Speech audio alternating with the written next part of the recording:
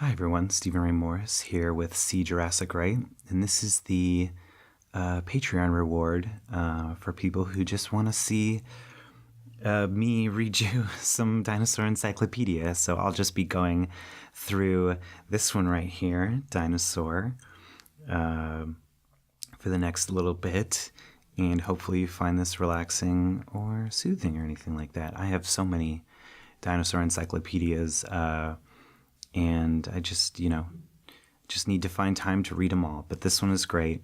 If you can hear that, it's got like a raised surface for the nasty teeth and the blood and the dinosaur writing. So if we go through this, you can see that it's kind of designed almost like a sort of Victorian style, scientific drawings of dinosaurs and things like that. Love the feathers. And we have this letter here, with a little bit of verisimilitude. I'll read the letter. It even has a return address and a dinosaur stamp, so that's nice. And the letter says, you can read that like that. There we go. It's from Tilgate University, Sussex, England. Henry R. Gideon, Professor. Dear Dr. Brown, I am writing with a heavy heart to inform you of my retirement from the post as Professor of Paleontology at the University of Tilgate. It has been a pleasure working with you, Doctor. We have a shared passion, you and I. A passion which has dominated our entire working lives. As a young man, I was captivated by dinosaurs. Colossal monsters of the ancient world, they were beyond imagination. But these beasts were no childish invention, no fairy tale. They were real, living, breathing animals that dominated the earth for many millions of years. I collected any papers on the subject I could in a bid to feed my desire for the facts. At the time I began my quest, the effect of the Second World War had rendered digging for dinosaurs a far from popular pastime. The population was dealing with monsters of its own. And so I turned to the 19th century for evidence, with its flurry of sensational discoveries, visionary theories, and monumental blunders. Dinosaur hunting, as well, you know, is not an exact science. Pioneers of every age have been mocked for their ludicrous claims, but I soon learned that every new discovery, every radical proposition, provides a building block for the future. So I began to gather my own evidence about these incredible creatures. My childhood passions soon became my life's work. Now the time has come in my graying years to stand back from this field and retire from my position at Tilgate University. This venerable institution has been a bedrock of inspiration and support. In return, I would be honored if you would accept this treasured handbook of mine as a summation of a lifetime of study. In a few short years, it will be deemed quite antiquated. But for today, I hope it will be most comprehensive contemporary guide to dinosaurs that your students have encountered. May it be the book I never had as a young man, and may it fuel their own discoveries. Yours very truly, Henry R. Gideon, Professor, Paleontology. Wow, I like that. Adds a little bit of narrative spin to this dinosaur encyclopedia. So yeah, let's move on. Dinosaur discoveries. You can see the sauropod, a brachiosaurus, most famously seen in Jurassic Park. And then this book is almost like a pop-up book as well. So it goes through these various stages of dinosaur decay. So an Allosaurus trips and breaks its toe. Oh. So yeah, you can see it decaying. And then you flip these up. And then you can kind of see the strata for which certain dinosaurs, Stegosaurus in the Jurassic period. And then we go like to modern humans. And then we have like Ichthyosaurus down here, marine reptile, Dilophosaurus in the early Jurassic. We have Apatosaurus, Brachiosaurus, Allosaurus, all in the Jurassic. And then we have like Spinosaurus here in the Cretaceous, and Mosasaurus, marine reptile, Pachycephalosaurus, Albertosaurus, Parasaurolophus, Triceratops, Protoceratops, all the good names. Yeah, wow, that's cool. I like that little representation.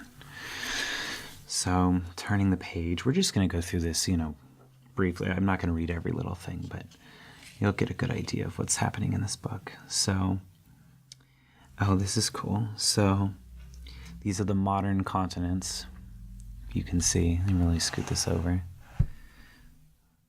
So these are the modern continents, as you can see, but then showing what kind of dinosaurs would have lived. Obviously, this is not what the continents would have looked like, but back in the dinosaur days. But, just giving you some perspective of like the Albertosaurus, obviously in Canada, Triceratops, Ankylosaurus, T-Rex, Parasaurolophus, Deinonychus, Apatosaurus, Amargasaurus down in South America, some type of Allosaurus in Australia. It doesn't say which specifically one.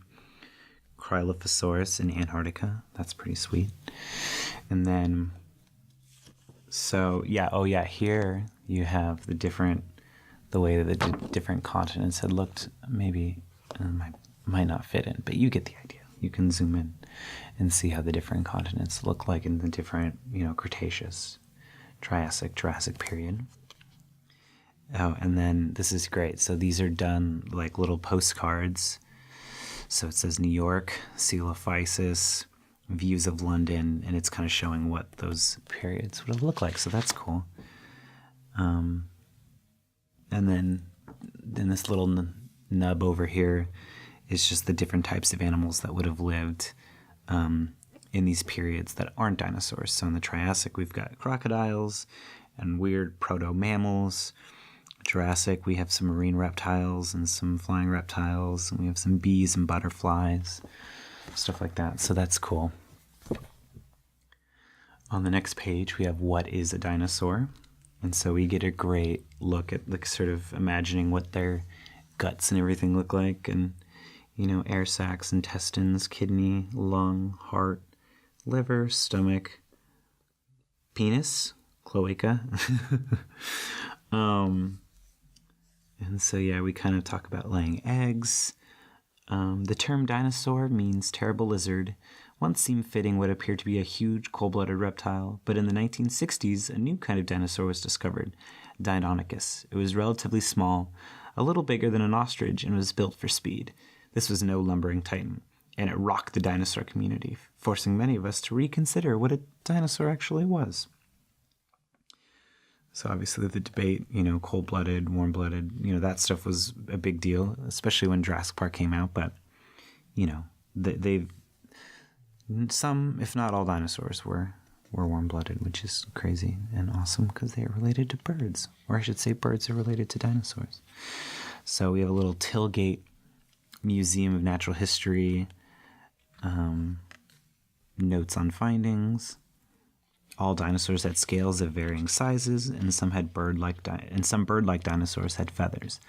No one knows what colors dinosaurs were, but we can draw our own conclusions by looking at modern animals. And it's true that we now know what some dinosaurs look like, or what color they are.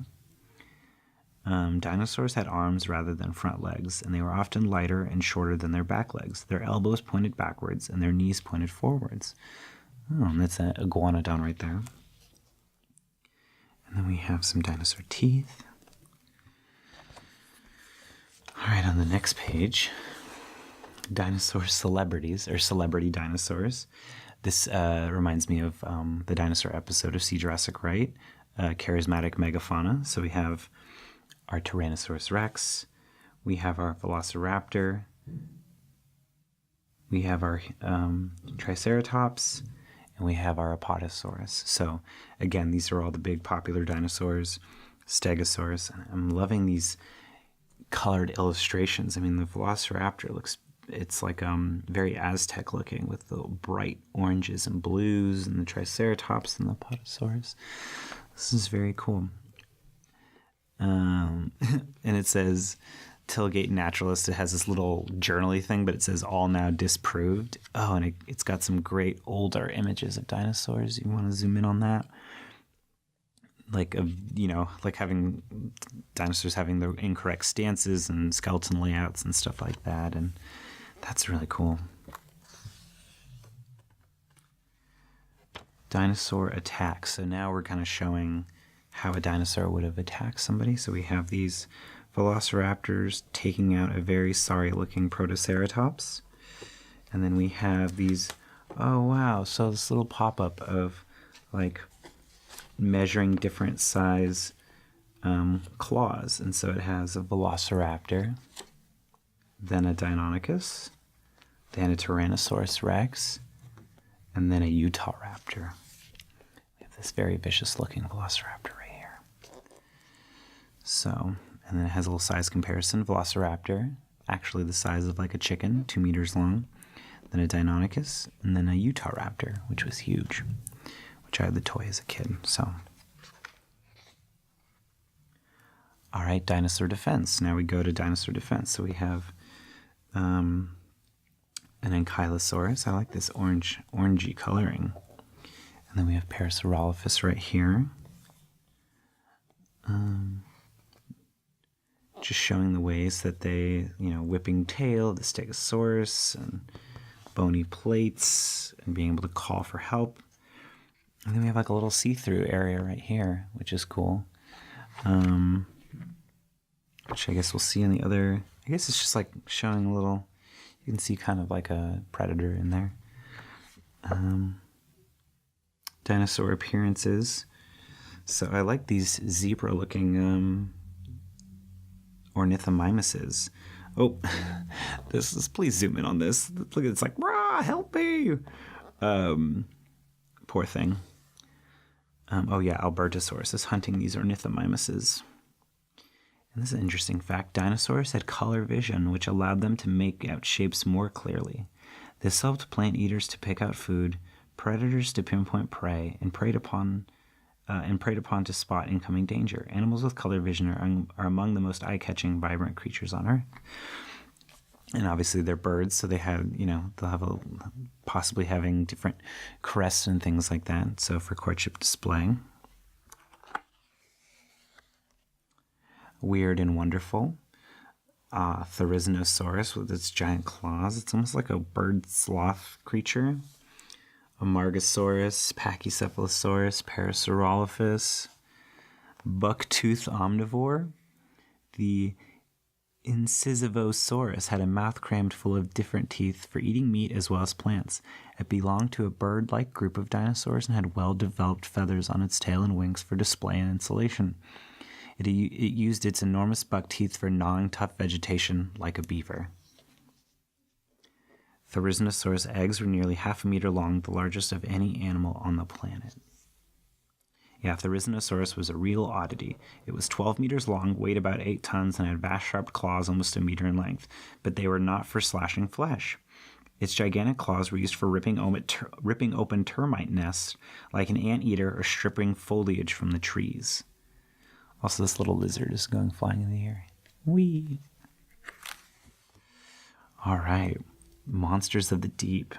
Here we go. Tylosaurus, Elasmosaurus, giant sea turtle, Archelon, ichthyosaurs, the gigantic fish, Xiphactinus. And again, a lot of these are marine reptiles. They're not dinosaurs, so good to know. And then giants of the skies. Pterosaurs, we have Quetzalcoatlus, one of my favorite, my favorite flying reptiles, so, because it's 15-meter wingspan. And then Pterodactylus. We also have a Pteranodon as well. We have an albatross for comparison.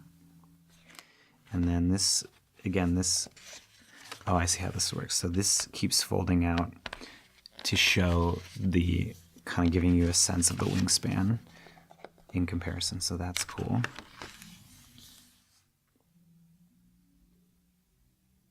Wow. And again, these are flying reptiles.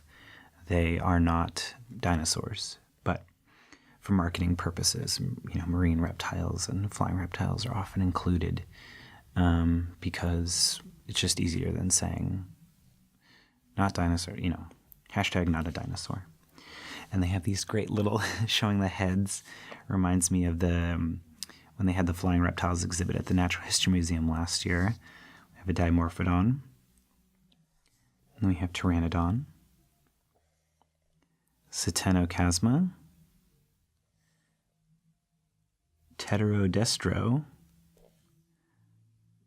Tropeganathus, Quetzalcoatlus, Energanathus, Pterodactylus, Disungaripterus, and Tapejara.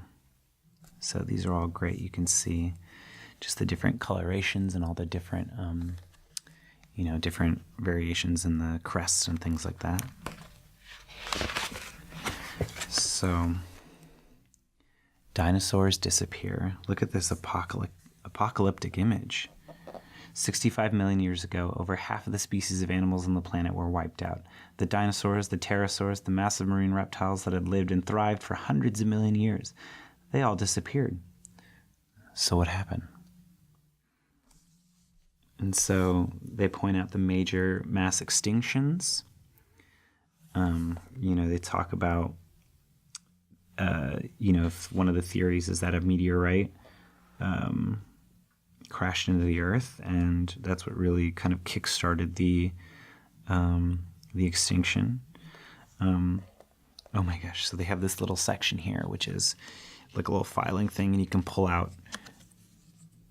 out ridiculous extinction theories.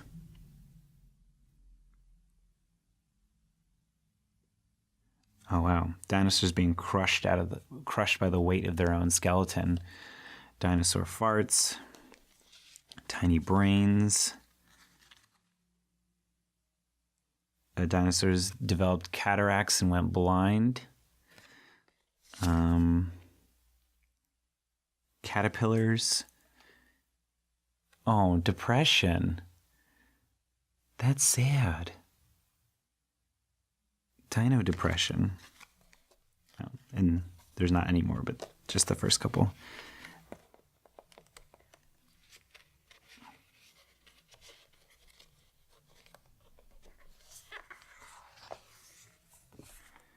Living dinosaurs. And so now we're going into all these beautiful feathered, obviously Archaeopteryx is the most famous. It's the oldest known bird. It was the same size as a crow. It had excellent eyesight and good balance, which it needed to fly. It mostly glided from tree to tree, using a downward stroke to give it lift. Unlike modern birds, Archaeopteryx had 3 sharp claws on its wings, a bony tail, and a mouthful of teeth. Ooh. So it just kind of guides you through. Coelophysis is one of the earliest dinosaurs to show signs of a bird's build. It had a light skull, hollow bones, and an S-shaped neck, but most tellingly of all, it had a wishbone. No living animal apart from birds have this specifically shaped breastbone. That's interesting. So, dinosaurs. So, birds are dinosaurs. I think we can safely say that. Wow, okay, dinosaur data. Look at this. This is beautiful. So just kind of, it's like a hot sheet. We have, you have period, discovered, diet, length, width, weight, and displayed. Oh, that's cool. So this kind of guides you through all the dinosaurs that they've talked about in this book so far. And again, it's like these like little, almost like trading cards. So that's really exciting. Is that it for the book? Ooh, so can we have some letters? Plane ticket. Again, coffee stain. I love this stuff. Michael Crichton and oh my gosh, the guy who wrote Gurney, James Gurney. Stay tuned. I'll figure it out. The guy who wrote Dinotopia would be proud. So, and then I'm gonna attempt to pull this out. So, wow. Oh my gosh. This is like a full-size poster. Pardon the lack of composition here. Oh my goodness. Look at that. Full-size poster. This is beautiful. I have not seen this. This is a newer encyclopedia, by the way, I should say. So I'm discovering this along with you guys. This is so beautiful.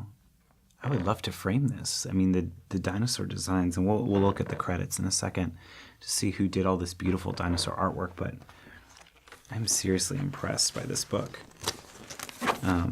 Again, it's kind of like this great mix of fact fact kind of wrapped in this sort of fictional, instead of being like, hey, here's a dinosaur encyclopedia, it's like, here's this sort of someone's dinosaur memoirs.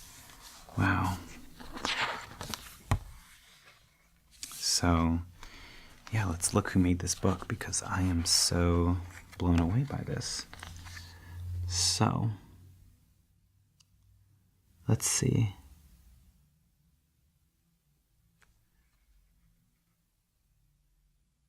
Here we go. So it's Roar Publishing, and the illustrations are copyright Robert Nichols, James Robbins, and Roar Publishing, 2008. And then the authors are Stephanie Stansby, Robert Nichols, and James Robbins. So, this is wonderful. I mean, yeah, I'm seriously... For thousands of years, discoveries of strange, gigantic skeletons have fueled the legends of giants and dragons. But these weren't mythical creatures. These were real-life monsters. Welcome to the world of the dinosaur. It was £20 for this book. So yeah, that's Dinosaur. Let me know what you think. Again, you can always donate to Patreon, patreon.com/SeeJurassicRight. And thank you to the patrons for supporting this show. I'll see you next month.